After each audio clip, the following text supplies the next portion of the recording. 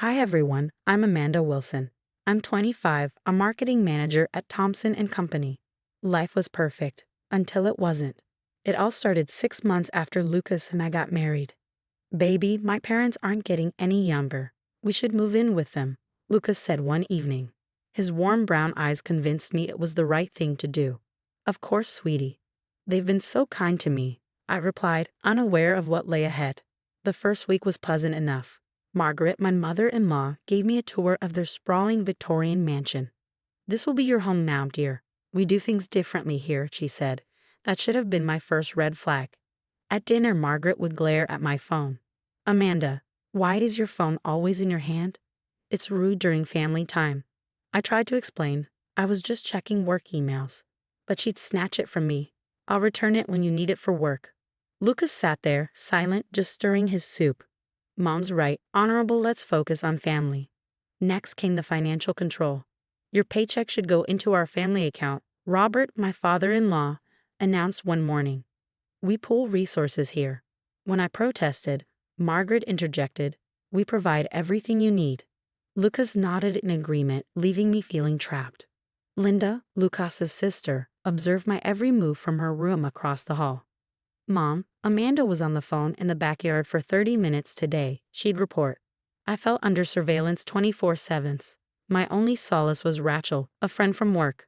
"This isn't normal," she whispered over lunch one day. I tried to brush it off. They mean well. But deep down, I knew she was right. My brother Mark noticed the change in me too. "Sis, you look different." "Everything okay?" he asked during a rare visit, but I'd lie. "I'm fine." Margaret's sharp gaze from the kitchen window reminded me to stay quiet. One day Sarah, our neighbor, slipped me her number while we were out getting the mail. "If you ever need to talk," I hid that number in my work badge, knowing it might be my only lifeline. The final straw was when they installed cameras throughout the house. "It's for security," Lucas explained. But each night, I saw Margaret studying the footage, taking notes. I felt like a prisoner under constant surveillance. One evening, I answered the house phone to hear from my cousin Janet. The second I hung up, Margaret stormed in. "You answered our phone without permission? There are rules in this house." Sarah heard the shouting from across the fence. "Everything okay?" she called. Margaret scowled, "Mind your business," as she yanked me back inside. That night, lying in bed, I realized my perfect marriage had turned into a nightmare. But they didn't know one thing. I was already planning my escape. They thought they had me trapped. But Amanda Wilson doesn't break that easily. Not anymore. Then, one evening, Lucas came into our room. "Your mother's in the hospital," he said coldly. "Who told you?" I asked, heart racing. "I called home. She had a heart attack." At that moment, Margaret burst in, her face red with anger. "You used the house phone without permission?" she hissed. "My mother is sick. I had to." "Living under a roof means following our rules," Margaret spat. She marched me down to the dining room, where everyone was seated. Robert smirked. Linda had her phone out, and Lucas wouldn't even look at me. "If you can't follow simple rules, you don't deserve a place at this table," Margaret sneered. She grabbed my plate, threw it to the floor, and commanded, "Eat from the floor like the disobedient dog you are." Tears filled my eyes as I knelt down, humiliated, forcing myself to swallow the cold spaghetti as shame burned in my throat. The next day, Linda announced gleefully, "Look what I found." She held up my grandmother's sapphire necklace. "It was hidden in Amanda's drawer," she said smugly. "Thief," Margaret yelled. "First disobedience, now stealing. Check the security cameras." I begged them to check the security footage, insisting it would show Linda sneaking into my room. But Robert just smirked. "Unfortunately, the cameras were down yesterday. Then they locked me in my room for 2 days. Until you learn respect," Margaret sneered as she shut the door. But I used that time well. I hid in a small camera, recording their voices through the walls. One evening, I caught Lucas murmuring to Linda outside my door. "Should have married her for her money like we planned, but her family's broke. Total waste. At least we're getting her salary." Linda laughed, "And those fake investment documents you made looked pretty convincing." I recorded everything. The abuse escalated. They controlled my bathroom breaks, forbade me from work calls, drained my bank accounts. One morning, as I tried to leave for a client meeting, Robert blocked the door. "Going somewhere?" he asked. Cancel it. Margaret needs help cleaning. I feigned defeat, nodding. Yes, sir. Inside, I was only getting stronger. Late at night, I overheard Lucas on the phone, slurring his words. Yeah, cook the books real good. Boss won't notice the missing funds. What audit? He carelessly left documents lying around, and I snapped photos of wire transfers, fake accounts, evidence of this fraud. Linda grew bolder with her theft. My wedding ring vanished, then my watch. Each time they blamed me. Such a disappointment, Margaret sneered at dinner. No wonder your own mother had a heart attack. I ate silently, documenting every insult, every humiliation. They thought they were breaking me, but each word was another piece of my case. One night, Lucas grabbed my arm hard enough to leave a bruise. Mom says you've been acting suspicious, he hissed. I played along, acting frightened. I'm just trying to do better, I promise. He bought it, just as they all did, never realizing every bruise was photographed, every threat recorded, every document copied. My friend Rachel was my lifeline. Please tell me you got my message, I whispered into my hidden phone one day in the office bathroom. Girl, I've been worried sick. That bruise on your face. She began, but I cut her off. I can't talk long, I need your help. We planned quick, secret meetings when I had client calls. Rachel's car would wait 3 blocks away, hidden. She assured me, everything's backed up, safe in the cloud. Then, during one of our meetings, I whispered, I found something in Lucas's briefcase. They're running insurance scams through the family business, claiming fake damages. That's how they're funding their new beach house. The tax forms I copied showed they hadn't paid taxes in years. Robert was funneling money through offshore accounts hidden under layers of fraud. One night, as I cleaned in Margaret's office, a stack of real estate papers slipped out of Lucas's drawer. Properties flipped multiple times in a single day, values inflated with each sale.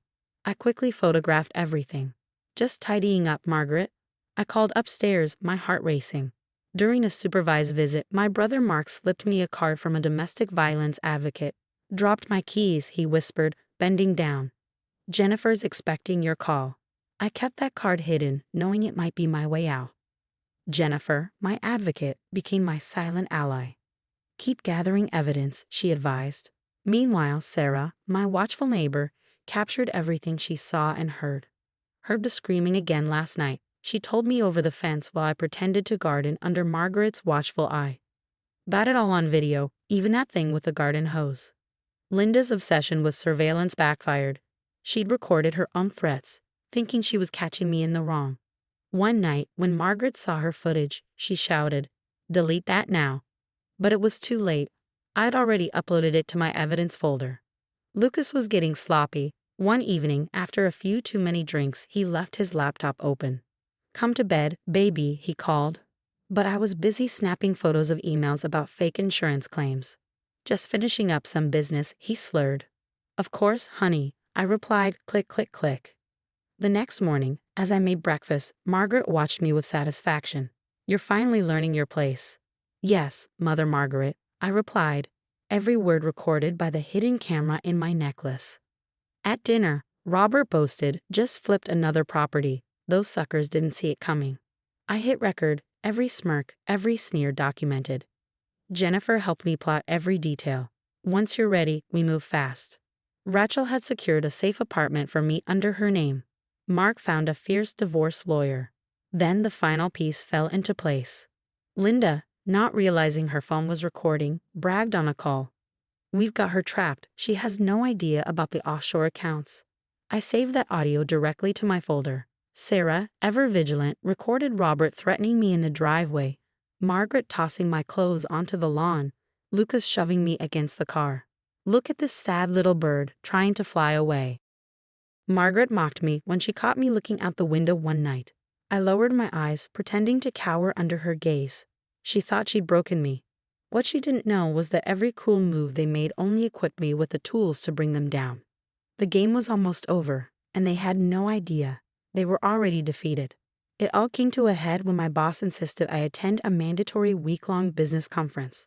Margaret's face turned purple with fury when I mentioned it. Absolutely not, she shouted, but I wasn't backing down.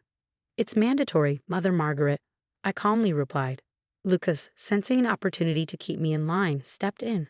Let her go. We don't want her losing that paycheck. It was the perfect excuse. Rachel picked me up for the airport, and my packed suitcase was light, containing only essentials and the carefully hidden evidence I'd been gathering. As we drove away, I whispered, "Goodbye, House of Horrors." 3 days later, everything fell apart. I saw a flood of desperate voicemails from Lucas. "Amanda, answer your phone now," he pleaded. The universe was playing its hand. While I was away, Lucas's fraud had been exposed. A colleague had reported him, and soon the headlines read, "Wilson Enterprises CEO and CFO arrested for massive corporate fraud." The best part? Linda called me, begging, "You have to come back. They're investigating everything." I coldly responded, "Sorry, wrong number," before hanging up from my new apartment. The dominoes fell beautifully. IRS agents swarmed their home after someone, definitely not me, tipped them off about Robert's tax evasion. Margaret's screams were broadcast on the news when she was arrested. "This is all Amanda's fault," she shrieked, but in reality, it was their own greed that had done them in. The icing on the cake came when Linda's own theft ring was exposed. Security footage from various stores revealed her stealing the same items she had accused me of taking. It was all over the internet. "Your family's going viral," Rachel said, showing me her phone. The now infamous floor-eating video leaking during court proceedings. And then my new life began. Thompson & Co. promoted me to Director of Marketing. My brother Mark helped me move into my own place, my own space, my own rules. I started speaking at domestic violence support groups, sharing my story and helping others find their escape. 6 months later, Lucas tried to reach out through my lawyer, begging, "Baby, I've changed. I'm getting help." I didn't hesitate. "Save it for your cellmate," I replied. Margaret sent letters from prison. "We're still family," she wrote. I used those letters as kindling in my fireplace. As for the rest of them, they lost everything. Robert and Margaret received decade-long sentences for tax evasion. Linda got 5 years for organized retail theft. The Wilson family business was liquidated to pay victims, and their beloved Victorian house was seized by the government. Their social standing was obliterated by their own recorded abuse. One night, over wine in my new backyard, Rachel asked, "Did you plan all this?" I smiled. "Nope, I just planned my escape." They destroyed themselves. My story went national. The floor-eating video sparked outrage and eventually led to stronger domestic violence laws. A support group member told me, "You're an inspiration." But I shook my head. I'm not an inspiration. I'm just a woman who refused to stay broken. Last I heard, Lucas was serving 15 years. He still sends birthday cards I never open. Margaret and Robert lost everything, both their beach house and their offshore accounts. Linda now writes true crime stories from prison, which is so ironic. As for me, I'm thriving. My marketing firm is successful, my home is peaceful, and my life is mine again. Sometimes I drive past their old house. A new family lives there now, and I can hear the sound of laughter coming from the open windows. The golden cage that once trapped me is now empty, and this bird, she's soaring free. Remember my story, not for revenge, it was just karma doing its job. Remember it because you're stronger than you think. No cage, no matter how gilded, is worth your freedom. What would you have done if you were in my shoes? When Margaret forced me to eat from the floor, would you have quietly gathered evidence like I did, or would you have confronted her right then and there? Some people say I should have fought back immediately, but I chose the long game. What do you think? Share your thoughts in the comments below. If you want to hear more stories of triumph over toxic people, don't forget to hit that like button and subscribe. Your support helps me continue sharing real-life experiences that can help others recognize and escape abusive situations. Stay strong, and remember, sometimes the quietest revenge is the most powerful.